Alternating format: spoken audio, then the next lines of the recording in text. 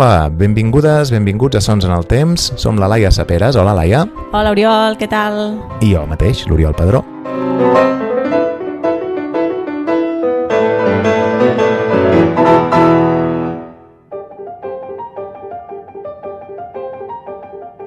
Doncs estem aquí molt contents de poder acompanyar-vos un dia més i comentar els concerts que ens presenta el Teatre Auditori de Granollers. I tant. Avui volem parlar-vos de dues propostes que es faran aviat. Una és ara el mes de febrer, que la proposa l'Orquestra de Cambra i que es titula Cartes íntimes, cartes d'amor. Però aquest concert, a l'hora de mirar quins temes o què ens suggeria, hem vist que el podíem relacionar amb un altre, que és més endavant. Quin és, Laia? Doncs amb un altre tema molt transcendent, que no és l'amor, sinó que és la mort. Que s'assemblen, però no és el mateix, eh? No és el mateix. I hem vist que al llarg de la programació del TAC, del Teatre Auditori de Granollers, que per cert, si entreu a la web i reviseu a dins de l'apartat Viu la Clàssica, podreu veure tot allò que anem compartint amb vosaltres en aquests episodis. I això justament hem vist que de tota aquesta programació d'aquesta temporada, la mort també és la protagonista. Perquè per una banda tenim el Requiem de Mozart, que, a veure, dedicarem un episodi com a tal. Home, se'l mereix. A parlar d'aquesta gran obra, però també hem vist una altra relació en un altre dels concerts que és dins del cicle de cambra, del cicle de Carles Riera, un concert que es titula La versatilitat de l'oboè, on hi ha també una obra, podríem dir, fúnebre. Després en parlarem. Sí, anirem parlant més bé. No patiu que parlarem d'amor i mort, però no ens posarem a fer filosofia d'estar per casa, no.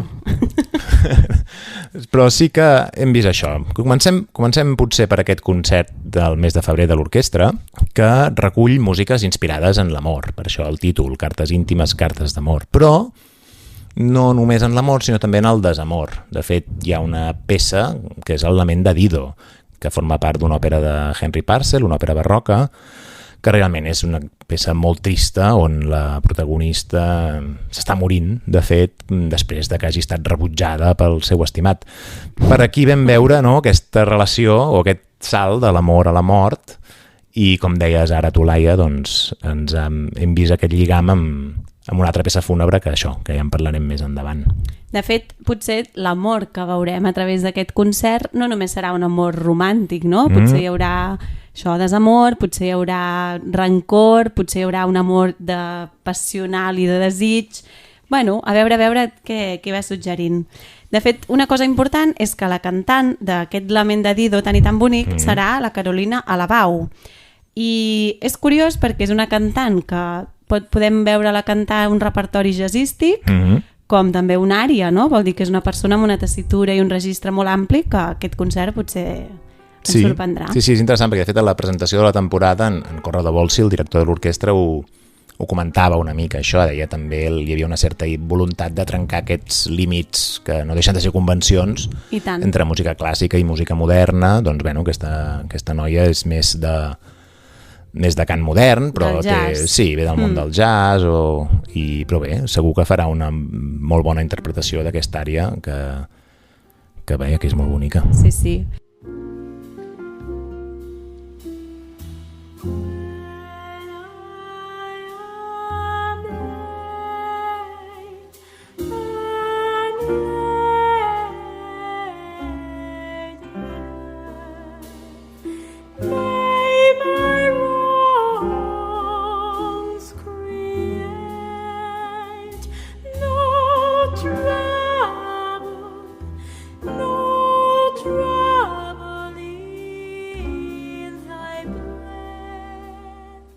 I de fet és que en aquest concert no només hi haurà música inspirada amb totes aquestes cartes d'amor, sinó que a part sembla que també podrem sentir recitar, no sabem ben bé de quina manera, una sèrie de cartes, o bé siguin dels grans compositors, perquè sembla que la majoria de cartes que ens han arribat en general són d'homes, però també sembla que potser el que podrem sentir en el TAC són cartes de vosaltres mateixos. No sé si algú dels oients que avui ens escolta al llarg d'aquest temps ha volgut compartir i enviar, com va demanar el Corrado Bolsi en el primer dels concerts és veritat, de la temporada, demanava la col·laboració i això, si algú li venia de gust compartir alguna vivència, un WhatsApp, un mail o una carta d'adolescència, doncs que això potser es tindria en compte, no?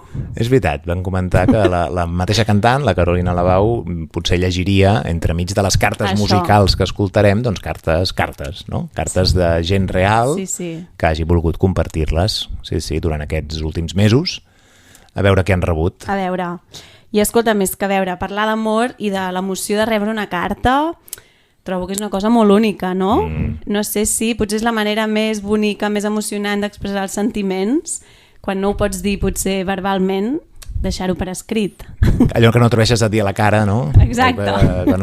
O que pots dir més tranquil·lament, assegut, amb un llapis a la mà, sempre surten més bé les paraules, oi?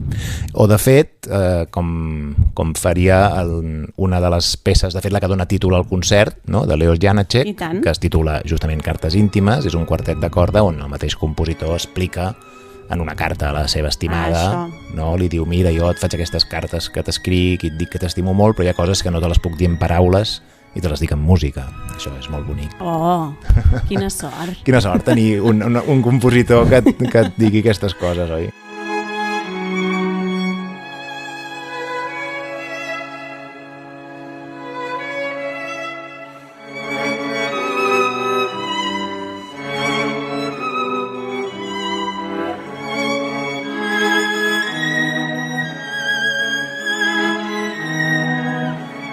Jo estic segura que ara molts dels oients ja esteu recordant la vostra primera carta d'amor, sigui d'adolescent, o bé esteu recordant aquell missatge, aquella nota, o fins i tot, no sé, aquell calaix o aquella capseta de records que els vostres avis, pares, no?, encara conserven amb cartes, o bé perquè s'enviaven des de la mili, o no sé, no?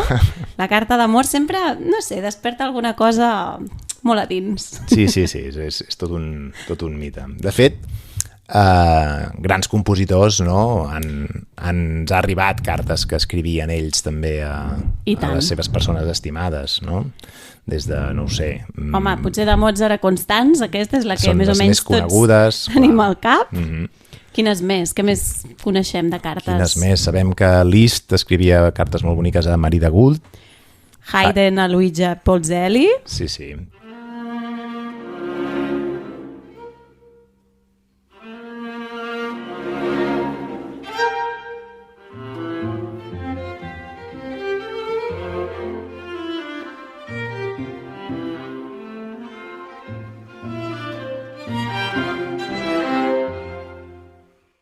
I potser també una de les cartes més famoses eren les que el compositor Beethoven dirigia a Josephine von Brunswick. És l'estimada immortal, no? Se suposa? Algú així. Hi ha una carta molt emotiva, que no sé si està molt clar. Hi ha teories que era aquesta senyora és la més estesa, però em sembla que clarament no se sap ben bé, no? Qui era? Però bueno, Beethoven, pobre, em sembla que es va enamorar moltes vegades i no... Per algú era un artista turmentat i sabia expressar-ho de moltes maneres. Sí, mira, ho expressava en música, suposo que també és això que deies, Escoltarem música de Beethoven també en aquest concert. Sí, també un quartet, el quartet, l'Opus 135, que ja és, crec, l'últim que va escriure.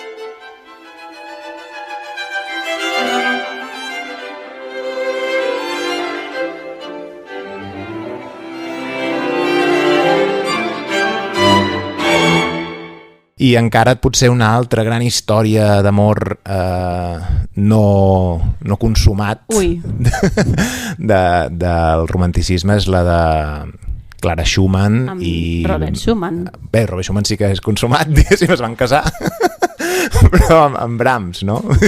Torna-hi. Tornem-hi.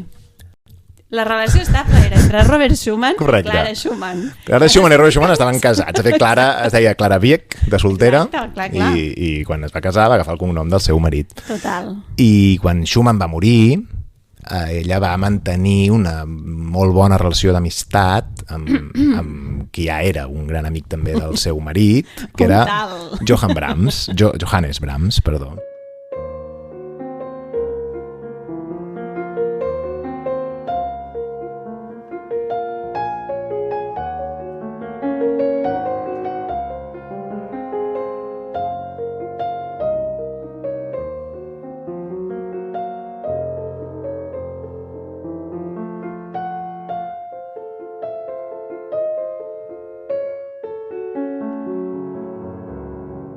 I bé, sí, hi ha una mica les cartes que s'escrivien, la relació, doncs, es pot detectar com una gran estimació de l'un i l'altre, però mai se sap que arribessin a més enllà d'això, d'una gran amistat, que potser realment no hi va haver mai més que una gran amistat. En tot cas, sí que ara dèiem això perquè també en aquest concert s'interpretarà música de Brahms. Exacte. S'interpretarà l'Opus 117, que són 3 intermezzi, hem de dir, per piano, que se n'interpreta un dels 3, arranjat per orquestra pel mateix Corrado Bolsi.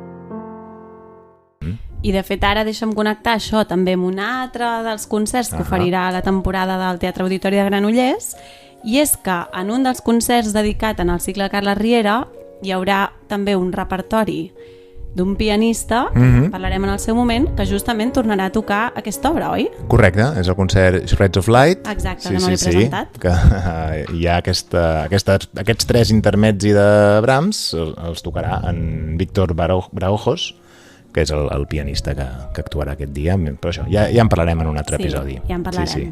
Però vaja, ja veieu que tot està lligat en aquesta temporada. Exacte.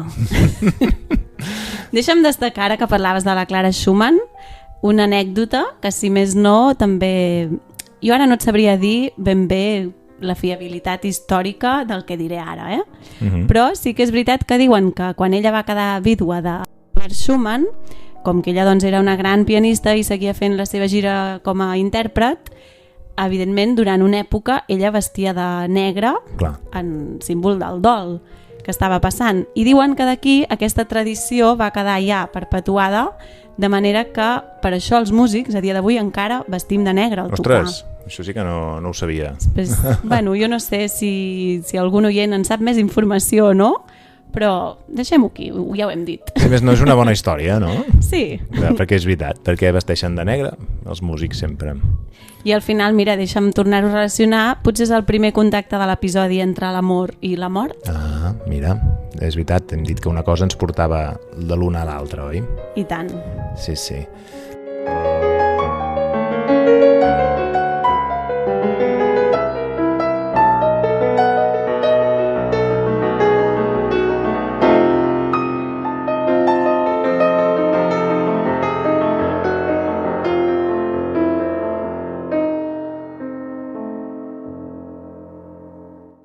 Bé, per tant, aquest concert, aquestes cartes íntimes que ens proposa l'Orquestra de Cambra de Granollers es resumeixen una mica en un repertori bastant variat. Hi haurà, com hem dit, alguns fragments d'aquest quartet titulat Cartes íntimes de Leo Janáček.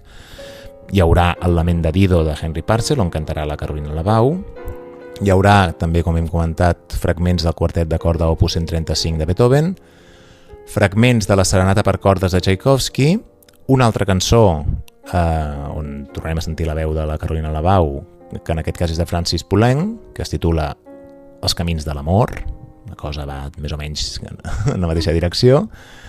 Aquesta peça de Brahms, que també hem comentat, i finalment s'acabarà el concert amb la Vie en Rose que va popularitzar l'Edith Piaf. Uau. Aquí sí que ja entrem més en el terreny del cant modern. Vol dir que amb ella l'escoltarem també cantant diferents registres. Exacte, és el que dèiem una mica de trencar una mica aquestes fronteres de que sembla que si fas una cosa no puguis fer l'altra. Molt bé. I escolta, que està molt bé. Una artista polifacètica, segur. Clar, al final la música és música, no? I tant, i tant.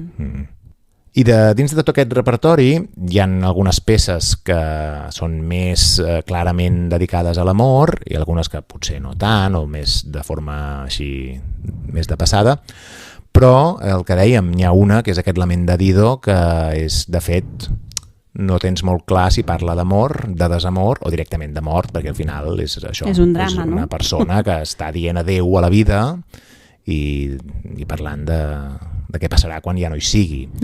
Llavors això ens lliga una mica, com dèiem, amb aquest altre vessant, no? Amb aquest altre gran tema de la música, que és la mort. I tant, i és que si ens hi fixem entre l'amor i la mort, en realitat només en varia una lletra, no? Aquesta A, aquest sufix que estan davant d'amor, potser nega la paraula de no mort. Ah, mira. Vol dir que, bueno, que no són dos temes tan allunyats, no? Al final, veus que bonic, això? Ens ha quedat, sí, molt bonic, l'enllaç. I això ens fa explicar, doncs, com dèiem, que al llarg d'aquesta programació hi ha una sèrie de concerts on la temàtica de la mort hi serà present.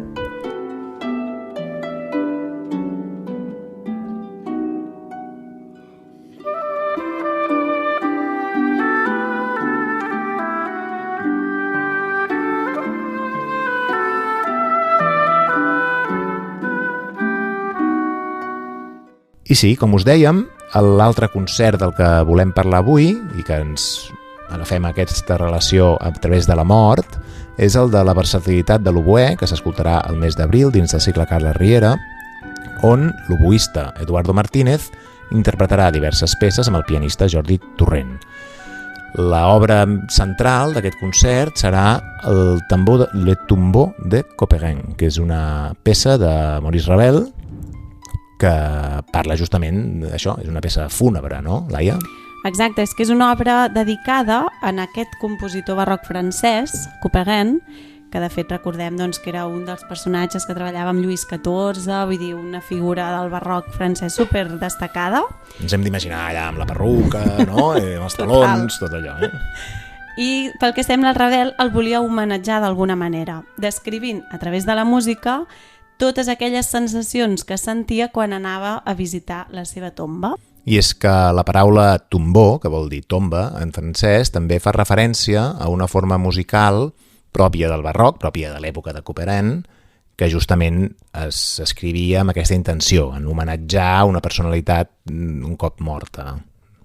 O sigui que ja és un doble joc. Clar, aquí Ravel utilitza el nom, diguéssim, que es donava a una elegia. I això Ravel ho va fer escrivint una peça que és pròpiament una suite. Què vol dir una suite? Doncs aquest gènere tan característic del barroc que no deixa de ser una sèrie de danses entrellaçades entre elles, sovint doncs, amb molt contrast, sigui pel ritme, per l'estructura, per l'harmonia i més, que sovint d'alguna manera tenien una estructura pròpia, no? El preludi, l'alemanda, la corranda, la sarabanda, minuet i una giga com a forma estàndard. Que són diversos tipus de dansa més o menys tradicional, de diferents orígens, que es van anar com... Exacte. Durant el barroc, no? Es van com convertint més en repertori de concert, no? Una miqueta. Sí, de fet, en l'origen aquestes peces, aquestes músiques havien de ser recordades amb facilitat, ja que la música i la dansa estaven completament interrelacionades. Vol dir que era música que es ballava i que més en una cort com la de Lluís XIV, no? Versalles, amb tot aquest ballet, amb tota aquesta... És Lluís XIV, no? El de la pel·lícula Le Roi Danse, el rei dansa. Exacte, sí. Aquesta pel·lícula, si us agrada el tema i us interessa, doncs és molt recomanable. Ja us la podem penjar també. Us penjarem algun link, sí. I tant. Doncs es veu que Ravel compon aquesta obra per commemorar no només aquest compositor Couperin, sinó també tot allò francès. I això ho fa, com dèiem, en aquest cas una estructura de suite on les peces seran un preludi, una fuga, una forlan, un rigodon, un minuet i una toccata. També no deixen de ser altres danses que al llarg del barroc també apareixien, Sí. I, de fet, bueno, jo crec que més enllà de venerar a la figura de Couperin, també diu que cada una d'aquestes danses les va dedicar a un dels homes morts a la Primera Guerra Mundial, a tinents que havien lluitat pel país i que, per tant, doncs, amb el nom de cada un d'ells els hi dedica aquesta música. O sigui, hi ha una cosa en aquesta peça una mica patriòtica, no? Vull dir que ell recorre a la gran França del barroc, sí. no? Segle de les llums. Exacte. I alhora fa un homenatge al ciutadà francès anònim que ha donat la seva vida per la llibertat i tot això. I tant. I justament és curiós perquè en aquest concert que escoltarem al Teatre Auditori, amb l'instrument amb què s'interpretarà aquest recital, que aquest concert, no?, que has presentat de la versatilitat de l'oboè, justament aquest instrument també ens fa referència i ens fa pensar en aquest context francès, no? Clar, i del barroc, oi? Sí, clar, l'oboè, o no? O és una tonteria, això que dic? No, i tant. L'oboè, diguem, va tenir molt protagonisme en el barroc. Es desenvolupa molt, no? Sí. Durant el segle XVII. Sí, de fet, mira, un dels primers tractats que apareix també en aquest context de quan, no?, l'emancipació instrumental i sobretot amb un gran constructor, músic i luthier que era Oteter, que va ser justament, podríem dir, el creador i inventor de la flauta travessera. Doncs en el tractat que dedica a parlar de la flauta parla també de l'oboè. És a dir, que és un instrument que, sí, al llarg del segle XVII, podríem dir, guanya protagonisme en aquest context francès.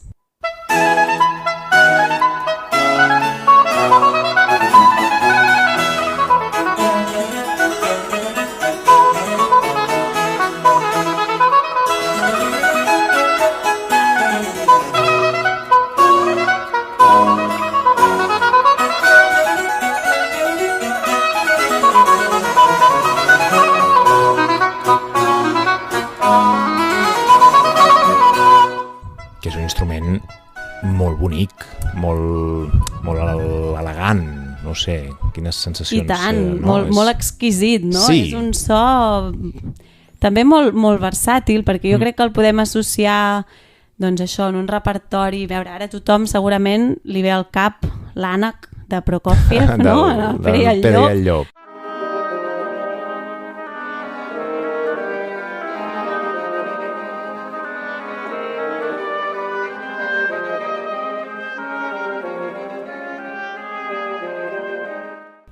Algú altre potser també li pot venir més aquest repertori popular mediterrani de l'origen, no?, de les xeremies en un context medieval fins i tot, no?, de quan aquest instrument està tot... Clar, més a prop, me'n vaig molt enrere, però més a prop de la gralla, quasi, no? Exacte, sí. Clar, és un instrument de doble canya.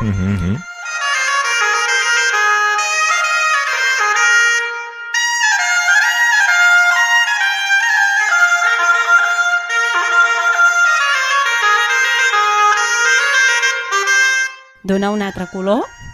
Podem pensar també amb aquesta connexió amb altres cultures, amb el so d'un encantador de serps. Mira, ostres. No deixa de ser... Sí, realment té molta connexió.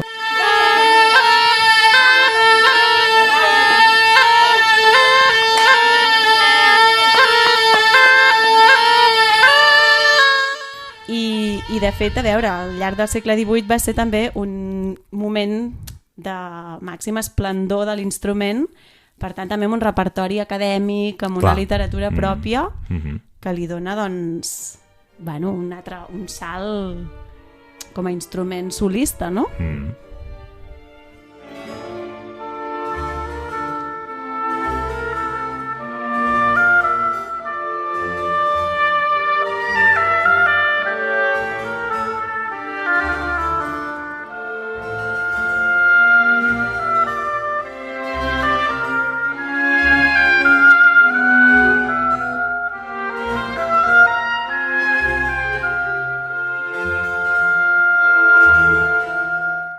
I ja ho veieu, i és que a través de l'oboè podríem dir que estem parlant de França, no?, i d'aquest moment tan àlgid d'aquest instrument, perquè també és veritat que un constructor parisenc que va ser Loré, que de fet crec i diria que avui és una de les marques dels oboès moderns que encara es compra més, i que també doncs, va com iniciar aquest recorregut, no? En aquest atelier a París on es creaven doncs, també les bases de l'instrument del l'oboè modern, juntament amb el saxofon, etc. També comentar una cosa que ara m'ha vingut al cap, que és que hem lligat una mica els dos concerts a través d'aquesta obra del Tombeau de Couperin, Sí, que originàriament no és per oboè, no? Però que segur que serà interessant escoltar aquesta versió, perquè més sent un instrument, com deies, doncs, molt expressiu i molt versàtil, serà interessant escoltar-ho, però és una obra originàriament escrita per piano, exacte. i que després el mateix Ravel en va fer una versió per orquestra, però no per oboè. En aquest cas la versió que escoltarem és d'Helena González Arias, que n'ha fet aquesta versió per piano i oboè. I tant. Un format en recital, piano i oboè, molt diferent, no?, del que hem començat parlant en aquest episodi. Sí, hem anat d'una cosa a l'altra. Però també, mira, hi ha una altra cosa que ara hi veig, que com també podries trobar una connexió, que és que l'oboè també és com molt... que és com molt cantable, no? Com molt... Com en dieu d'això? Té un so molt cantàbile. Bé, de fet, els instruments el que també busquen és aquesta expressió. Clar. Vol dir que igual que una carta d'amor o de desamor, també el que està és expressant en paraules el que sent, al final els instruments, i estic segura que el oboè ho fa amb una sonoritat, no?, a moments màgica, també busca això, busca poder commoure, poder transmetre, no?, les emocions, i crec que com a lligam de tot, també, tota aquesta relació, doncs jo crec que ens commourà. Segur que sí. A mi, de fet, sí, potser estem parlant de dos concerts que seran molt emotius, no? Tant per la temàtica com pel regust. La proposta. Sí. De fet, l'oboè a mi és un dels instruments que més em toca la fibra, quan el sento així com a solista. És molt emotiu l'oboè. I encara té un punt de desconegut. Hi ha gent que a vegades penso que encara dubta, no, l'oboè, però és com a clarinet, no? És el mateix, sona igual. Vull dir que també des d'aquí, en aquests episodis, hem intentat, doncs, a vegades parlar dels instruments, això, no? A vegades obrint la porta, donant veu en aquests instruments que no són tan coneguts. Doncs escolta'm, avui hem parlat d'amor, hem parlat de mort i hem parlat de música. Exacte, quedeu-vos amb allò que més us hagi arribat, compreu-vos les entrades per anar a aquests concerts. Us recordem, si voleu, el 6 de febrer es fa el concert de l'orquestra i espera que us ho digui bé, on tinc la xuleta? Que no diguéssim una data errònia. Malament, Mira, jo ara faré una recomanació literària abans d'acabar. Així m'agrada. Sí. Espera. La Societat de l'Oboè, el 29 d'abril. Ja sabeu, tant l'un com l'altre, al teatreauditorigranollers.cat, doncs hi podeu comprar les entrades i tenir més informació. Quines recomanacions volies fer, Laia? Això, doncs mira, tornant a aquest moment que hem dedicat a parlar de la suite barroca, doncs hi ha un llibre que és de Jordi Carrió que es diu Suite Barcelona.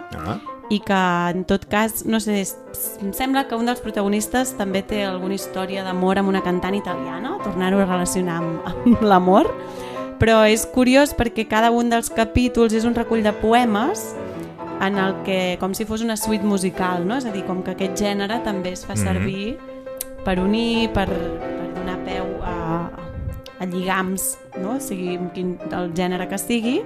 I justament aquest llibre el van dedicar a Jordi Savall i Montserrat Figueres. Vol dir que aquest dietari que ens situa un home del 1700 al mig de Barcelona, doncs des d'aquí, si algú li ve de gust, segur que n'aprendrem també més coses. Interessant, doncs sí. Escolta, jo ja el buscaré perquè no el coneixia. O sigui que amb aquesta recomanació crec que ja ens podem acomiadar. I tant. Moltes gràcies per escoltar-nos. Fins la propera. Ens veiem a la propera. Estigueu al cas de xarxes socials. Adéu. Adéu.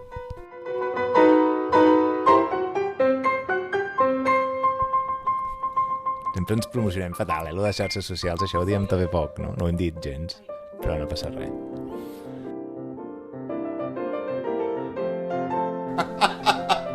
No, si mai el seu marit, no. La